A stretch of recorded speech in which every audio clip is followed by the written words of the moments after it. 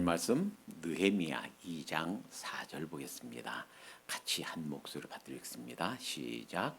왕이 내게 이르시되 그러면 내가 무엇을 원하느냐 하시기로 내가 곧 하늘의 하나님께 묵도하고. 이 말씀은 느헤미야, 당시 느헤미야는 그 페르시아 바사, 페르시아의 왕을 섬기는 그런 군대 장관이었습니다. 술 맡은 관원이었습니다.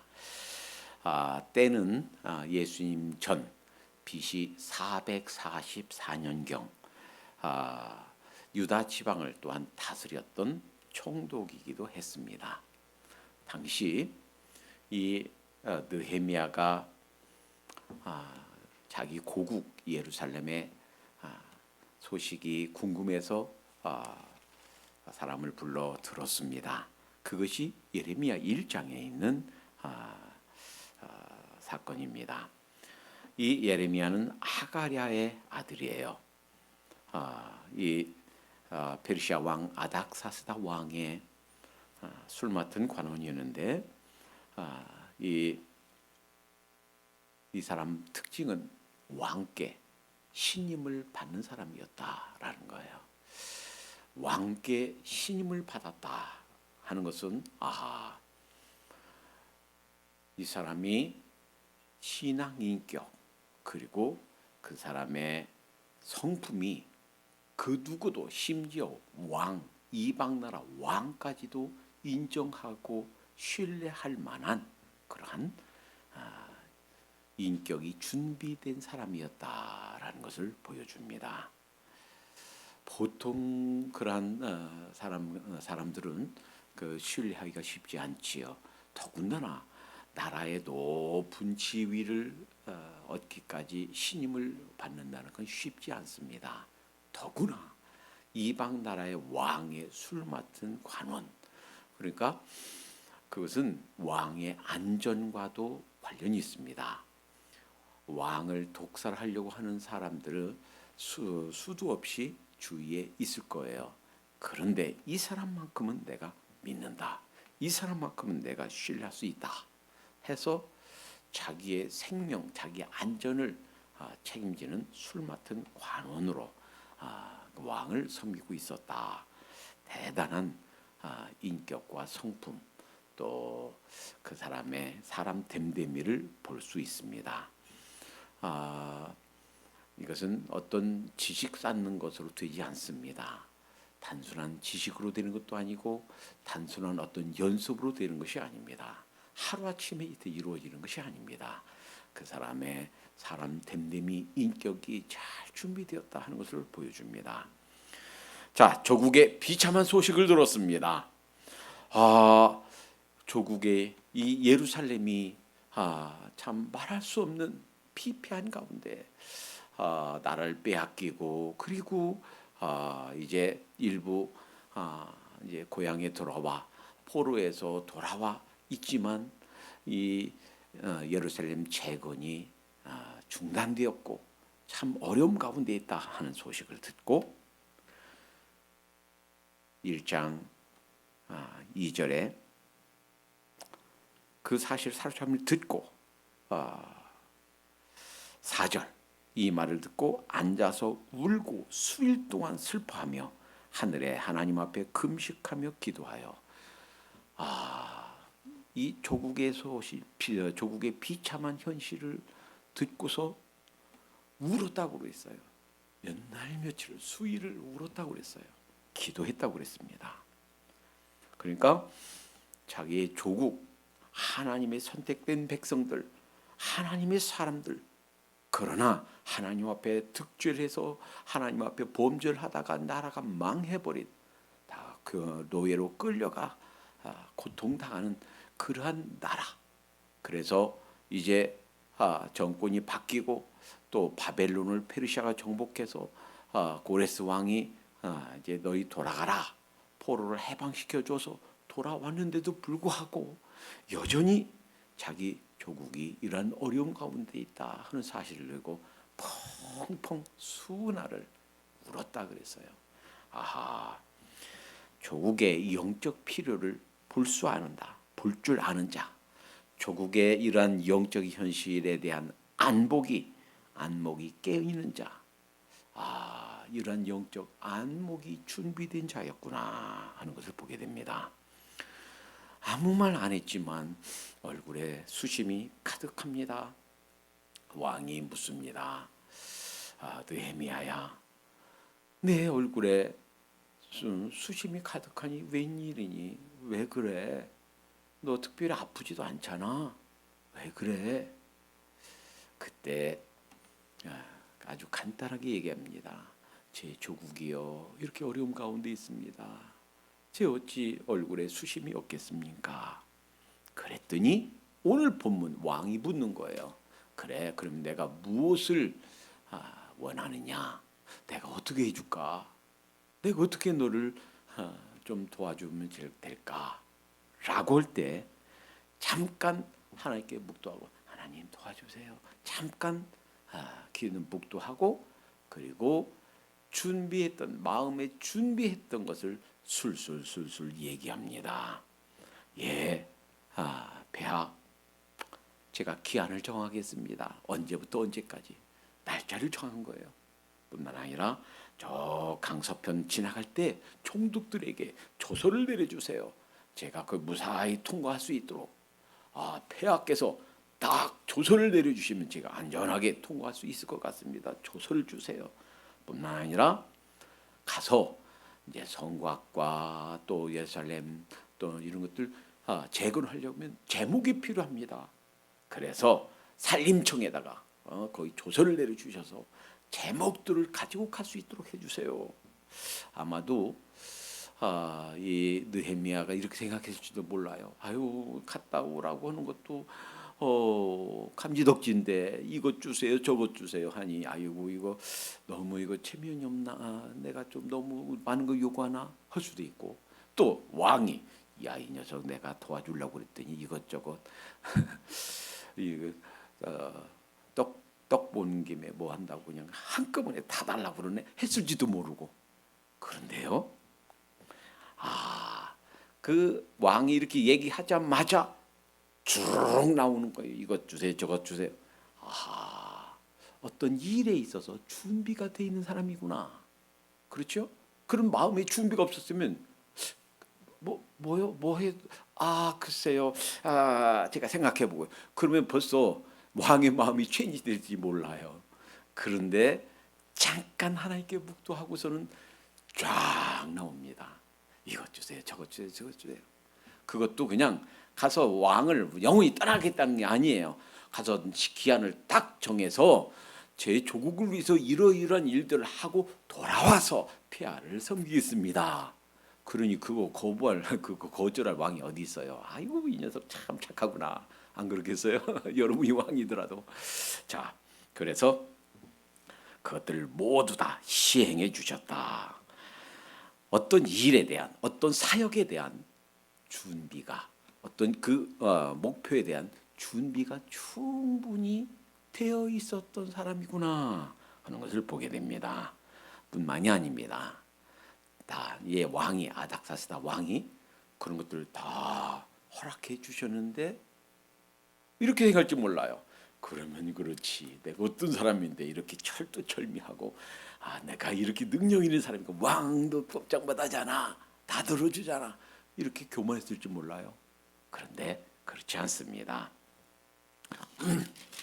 오늘 2장 그 뒤에 8절에 보니까 내 하나님의 선한 손이 나를 도우심으로 왕이 허락하고, 왕이 이렇게 다 허락한 이방 왕이 그 포로로 잡아온 나라 돌아가서 이렇게 재건하는 것을 허락한 것이 자기의 어떤 능력, 자기의 힘, 자기의 어떤 잘난 어떤 재능 때문이 아니라 하나님의 선한 손이 역사하셨구나. 그러니까 하나님의 절대 주권을 바라볼 줄 아는 영적으로 성숙한 신앙이 준비된 자였구나 하는 것을 보게 됩니다.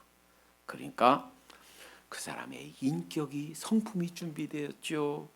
영적 조국의 영적 피를 볼 줄 아는 안목이 준비되었죠. 또 그 단기 장기 목표를 향한 그런 구체적인 계획과 준비가 철저히 되어 있었죠. 전체 일을 보는 일 전체, 우리 인생 전체를 보는 안목이 즉 신앙이 준비된 자였다라는 거예요. 이 당시 이 왕에게 이런 말을 들을 당시는 에스라가 먼저 가서 12년 동안 재건하려고 하다가 방해꾼들, 방해하는 사람들 때문에 정체되어서요. 더 이상 못하고 있었던 때예요. 그런데 어떻게 됩니까? 느헤미야가 왕의 조서를 가지고 갔어요. 마찬가지로 느헤미야를 방해하는 사람들이 있습니다. 여러분, 확실한 것은요, 하나님께서 기뻐하신 일을 하면 방해꾼들이 있어요. 여러분, 공부하려고 하죠? 생각지도 못한 사람이 방해거리가 돼요. 확실합니다. 이번에 그래서 이 오늘 못 오신 분, 오려고 했다가 못 오신 분들 많을 거예요. 아무런 방해할 이유가 없는 그 사람이, 그 일이, 그 사건 때문에 공부를 못하게 해요. 시작하지 못하게 해요. 왜요? 여러분 와서 준비하고 여러분이 와서 이렇게 훈련되어지면 하나님께 쓰세요. 하나님께서 소중히 쓰세요. 반드시 쓰십니다. 그런데 그 일을 누가 싫어하는가? 우리의 대적자들, 악한 자들 싫어해요. 못하게 해요. 심지어는요, 이 느헤미야를 암살하려고 어디에서 만나자. 심지어는 이 사람이 왕에게 그냥 반역하고 나라를 세우려고 한다. 별의별 그 오명을 다 씌워서 암살하려고 여러 번 시도했지만 하나님께서 지켜주신 줄 믿습니다. 왜요? 준비되었고 하나님께서 이런 안목을, 이런 지혜를 갖게 하셨고 하나님의 손길이 도우셨고, 그래서 이 일 후에, 일 시작하신 한 후에 52일 만에 성벽이 완성됩니다. 나라의 정치 체제, 나라의 종교 체제가 정비됩니다. 기가 막힌 일이에요. 하나님께서는 준비된 자를 쓰시는 줄로 믿습니다. 준비되어 있으면 반드시 하나님께서 쓰십니다. 여러분 한번 생각해 보세요. 노아가 어떻게 해서 그 가족들을, 그리고 이 살아있는 생명들을 어떻게 구원했나요? 켄터키에 노아 방주 한번 가보세요. 기가 막힙니다. 하루아침에 만들질 못해요. 수날 동안, 많은 해 동안 뚝딱 아마도 정신병자 취급받으면서 그렇게 만들었을 거예요.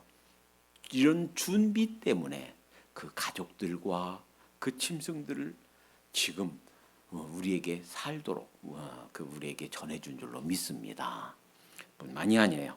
아브라함 그 아들까지 아끼지 않고 순종하고, 그리고 이러한 하나님께 헌신한 이런 믿음이 준비되니까 하나님께서 믿음의 조상으로 쓰신 줄로 믿습니다.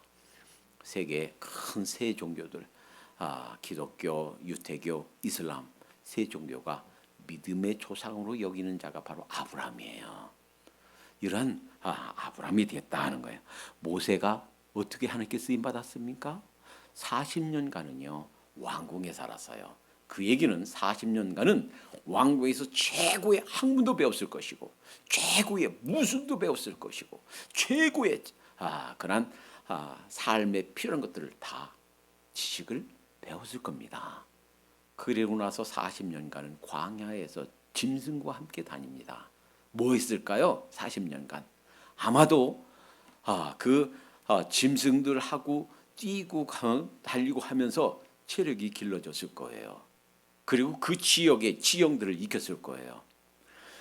이 모세를 보면서 보통 사람의 체력으로는 거의 불가능에 가깝다. 그 시내산, 그 높은 시내산을 여러 번 왔다 갔다. 그 많은 그 일들을 보통 사람의 체력으로는 감당할 수 없었을 것입니다. 언제 길러졌을까요? 두 번째 40년, 80세까지, 40세, 80세까지 이때 준비되었을 거예요. 그러니까 세상의 학문과 그리고 지식들 그리고 체력과 이 짐을 익히는 이런 오랜 세월간의 준비된 다음에 80세 하나님께 부르셔서 출애굽을 위해서 쓰신 줄로 믿습니다. 준비된 자를 쓰는 거예요. 요셉 볼까요?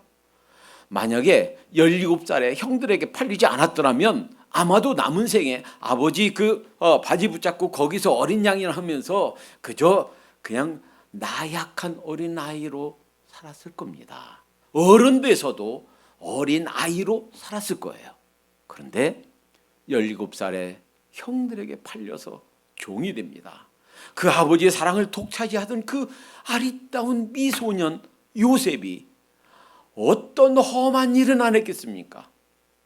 갖가지 모욕과 갖가지 상처를 다 입어가면서 육체적인 일, 정신적인 일, 수많은 굳은 일들을 감당했을 겁니다. 그러면서 애굽의 언어를 배웠을 것이고 애굽의 문화를 배웠을 것이고 애굽에 사는 사람들의 그 형편들을 익혔을 것입니다. 근데 그의 내려가는 삶은 여기서 그치지 않아요. 억울하게 누명 쓰고 감옥에 갑니다. 근데 그 감옥을 하필 왕의 그 주위에서 왕을 보좌하는 사람들, 높은 장관들이 가는 감옥이에요. 억울하게 그곳에 갑니다. 그가 불평하지 않고 그곳에서도 열심히 일합니다. 거기서 뭘 배웠을까요? 왕궁의 법도가 무엇인지, 나라를 다스리려면 어떻게 해야 되는지, 이 나라가 제대로 돌아가기 위해서 그 시스템이 어떻게 되어 있는지, 다른 세상 어디에서도 배울 수 없는 것들을 그 감옥에서 배웠을 것입니다. 그리고 나서 때가 되었을 때, 준비가 되었을 때, 아무도 생각하지 못한 순간 30대의 나이가 딱 되었을 때 나라의 제2인자로 하나님께서 우뚝 세우십니다. 그 준비 있고 하나님께서 쓰신 그것이 없었더라면 아브라함과 이삭과 야곱에게 주신 메시아의 약속, 그 약속을 이어갈 그 12형제 12 지파의 조상이 된 이들의 생명이 보장되지 못했을 것입니다. 오늘날 유대인들의 12지파는 없었을 것입니다. 그러나 자기 가족 모든 사람들을 살리는 이 위대한 일을 17살부터 30살까지 말할 수 없는 그 비참한 삶 가운데 준비된 그 준비 때문에 그것이 가능한 줄로 믿습니다. 여러분 이제 준비하라고 주님께서 이곳에 보내셨습니다. 열심히 준비하십시다. 힘들고 어려울 겁니다. 그만두고 싶은 마음이 굴뚝 같을 것입니다. 그만둬. 네가 이 나이에 무슨 공부를 한다고, 그거 해서 뭐 한다고. 우리를 유혹하고 포기하고 싶은 마음을 줄 것입니다. 포기하지 마십시다. 견디십시다. 우리가 준비하고 있으면 하나님께서 반드시 쓰십니다. 저는 한국에서 MDB 하면서 왜 이렇게 나만 이렇게 힘들게 사는지, 이렇게 꼭 힘들게 살아야 되는지 이해를 못했어요. MDB를 공부하면서 입시학원 세워서 운영하며 외국어 학원 세워서 운영하면서 보통 강의 끝나면 새벽 2시예요. 그리고 씻고 자려고 하면 새벽 3시예요. 아침 9시까지 수업하려고 그러면 적어도 8시엔 출발해야 됩니다. 그러니까 게다가 주말에는 과외 해야 되고요. 그리고 충남대, 과기대, 배제대 영어 가르치러 가야 되고요. 쉬는 날이 없어요. 저는 이렇게 고단하게 근데요. 나중에 미국에 와서 알았네요. 그때 그것이 다 필요했구나. 뉴올리언스 와서 한국부를 세우면서 한 100년 학교 역사에 최초의 한국인, 최초의 아시아인 풀타임 교수가 되면서 한국부를 세우기 위해서 필요했던 것들이 그때 외국학원 세우면서 입시학원 세우면서 하나도 아무것도 없는 상태에서 인간 내고 학생 모집하고 선생님 모집하고 했던 일 똑같은 일이에요. 이 일 때문에 그 준비를 시켰구나. 그때 깨달았습니다. 한 2년, 3년 전에 한국에 나왔을 때 한국에다가 정말 이 바른 정말 제대로 된 신학교를 세워볼까 해서 문의했습니다. 그랬더니 한국의 신학대학을 세우기 위해서는 교육부에 220억 공탁금을 걸어야 됩니다. 그런데 그 220억을 공탁금을 걸으면 그것을 찾을지 못 찾을지 보장이 없어요. 그냥 날릴 수도 있어요. 220억 공탁금을 걸을 돈이 제게 없습니다. 그때 깨달았습니다. 내가 왜 공부 마치고 한국에 돌아가려고 원래 계획했었는데 한국에 돌아가지 않고 왜 미국에 여기 있게 하셨는가? 그 돈이 없어도 여기에 신학대학을 세워서 전 세계에서 몰려드는 하나님의 제대로 된 일꾼들을 만들어내라고 저를 여기 두셨구나. 이 모든 것들이 하나님의 준비의 손길이었구나 깨닫게 되었습니다. 제 아내가 저 뒤에 있는데요. 처음에는 학교를 신분 때문에 갔대요. 그런데 신분을 다 해결하고 나서도 공부를 중단하지 않고 끝까지 졸업했다 합니다. 당시엔 왜 그런 공부를 하게 했는지 깨닫지 못했지만 먼 훗날 제 아내가 돼서 함께 사역을 감당하게 하시는 것을 보면서 이래서 준비하게 하셨구나. 여러분 준비하고 있으면 하나님께 쓰십니다. 어떤 모양으로 어디에 쓰실지 nobody knows. 아무도 몰라요. 그러나 확실한 것은 하나님께서는 손해보시는 하나님이 아니시라는 거. 하나님께서 준비하고 있으면 반드시 소중히 쓰신다는 거. 아무리 힘들어도 공부하다가 포기하지 마십시다. 하나님께서 꼭 소중히 쓰실 겁니다. 하나님께서 이 역사의 마지막 토막이에요. 언제 주님 다시 오실지 몰라요. 이제 다시 각 대륙에 정말 복음이 불타도록 그 일을 다시 하셔야 되겠어요. 수많은 신학교들이 오염되어 있습니다. 한국에 있는 많은 신학교들, 미국에 있는 많은 신학교들이 오염되어 있어요. 정말 바른 복음을 가르치는 신학교를 눈 씻고 찾기 어려울 만큼 오염되어 있습니다. 이제 이곳에서 정말 바른 말씀, 바른 신학으로 잘 훈련되고 준비되어서 하나님께서 마음껏 쓰실 수 있는 하나님의 일꾼들이 되도록 하십시다. 기도합니다. 사랑해 주님 감사합니다. 잘 준비된 느헤미야를 쓰셔서 이스라엘 재건을 이루신 것을 보면서 주님께서 지금 저희를 부르셔서 준비케 하시는 이 준비하심에 저희를 순종하게 하시고 기쁨으로 하나님 저희 자신들을 올려드릴 수 있도록 인도해 주시옵소서. 갖가지 방해꾼들, 악한 자들이 에스라뿐만 아니라 느헤미야도 방해하고 막았던 것처럼 우리가 잘 준비되는 과정에서 우리를 어렵게 하고 마음을 상하게 하고 포기하고 싶은 마음이 들게끔 하나님 우리를 막아설 것이지만 오늘 주신 말씀을 기억하면서 주님 저희들 실망하지 않고 중날하지 않고 주저하지 않고 끝까지 이 준비시키신 하나님의 손길을 따라갈 수 있도록 인도해 주시옵소서. 아직도 주저하고 있고 망설이고 있는 여러분들 주님께서 저들 마음속에 강하게 말씀해 주시고 하나님 저들을 강하게 붙들어 주시어서 담대히 하나님 새로운 결단 속에 이 하나님이 준비케 하신 손길에 동참하게 해 주시옵소서. 예수님의 이름으로 기도하옵나이다. 아멘. 부르신